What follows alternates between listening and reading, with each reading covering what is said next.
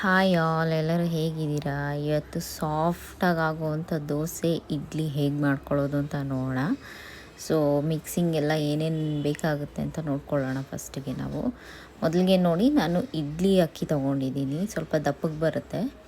ನಿಮಗೆ ಬೇಕಿದ್ರೆ ತೊಗೋಬೋದು, ಇಲ್ಲಾಂದರೆ ರೇಷನ್ ಅಕ್ಕಿನೇ ಹಾಕ್ಕೋಬೋದು, ಆಪ್ಷನ್ನು. ಇಡ್ಲಿ ಅಕ್ಕಿ ತೊಗೊಂಡಿದ್ದೀನಿ ನಾನು 1 ಗ್ಲಾಸಷ್ಟು. ಸೊ 2 ಗ್ಲಾಸಷ್ಟು ರೇಷನ್ ಅಕ್ಕಿ ಹಾಕ್ಕೊಳ್ತಾ ಇದ್ದೀನಿ, ಏಕೆಂದರೆ ರೇಷನ್ ಅಕ್ಕಿ ನೆಂದ ಮೇಲೆ ತುಂಬ ಸಾಫ್ಟಾಗಿ ಬರುತ್ತೆ.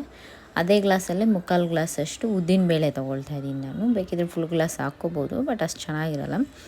ಸೊ ನೋಡಿ, 3/4 ಗ್ಲಾಸಷ್ಟು ಉದ್ದಿನಬೇಳೆ ಹಾಕ್ಕೊಳ್ತಾ ಇದ್ದೀನಿ. ಇದಕ್ಕೇ ಮೆಂತ್ಯ ಕಾಳು ಹಾಕ್ಕೊಳ್ತಾ ಇದ್ದೀನಿ. ಮೆಂತ್ಯ ಹೀಟಿಗೆಲ್ಲ ತುಂಬ ಒಳ್ಳೆಯದು.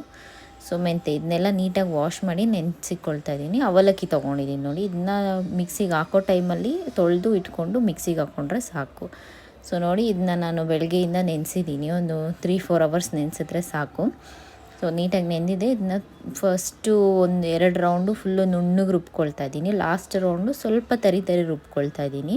ಸೊ ಅವಾಗ ದೋಸೆ ಕ್ರಿಸ್ಪಿಯಾಗೂ ಬರುತ್ತೆ, ಈ ಇಡ್ಲಿನೂ ತುಂಬ ಸಾಫ್ಟಾಗಿರುತ್ತೆ. ನೋಡಿ, ಇದನ್ನ ಓವರ್ನೈಟ್ ನೆನೆಸಿಟ್ಮೇಲೆ ಈ ಥರ ಉಬ್ಬಿದೆ ಚೆನ್ನಾಗಿ ದೋಸೆ ಹಿಟ್ಟು.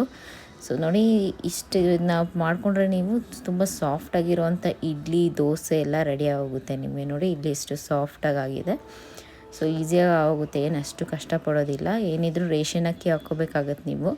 ಸೊ ಸಣ್ಣ ಅಕ್ಕಿಯಲ್ಲಿ ಹಾಕ್ಕೊಂಡ್ರೆ ಅಷ್ಟು ಸಾಫ್ಟ್ ಎಲ್ಲ ಬರೋದಿಲ್ಲ ನಿಮಗೆ. ಆದಷ್ಟು ರೇಷನ್ ಅಕ್ಕಿಯಲ್ಲಿ ಮಾಡಿಕೊಂಡ್ರೆ ನೋಡಿ ತುಂಬ ಸಾಫ್ಟಾಗಿ ಇಡ್ಲಿ ದೋಸೆ ಎಲ್ಲ ರೆಡಿ ಆಗುತ್ತೆ. ವಿಡಿಯೋ ಲೈಕ್ ಆಗಿದ್ದರೆ ಲೈಕ್ ಮಾಡಿ.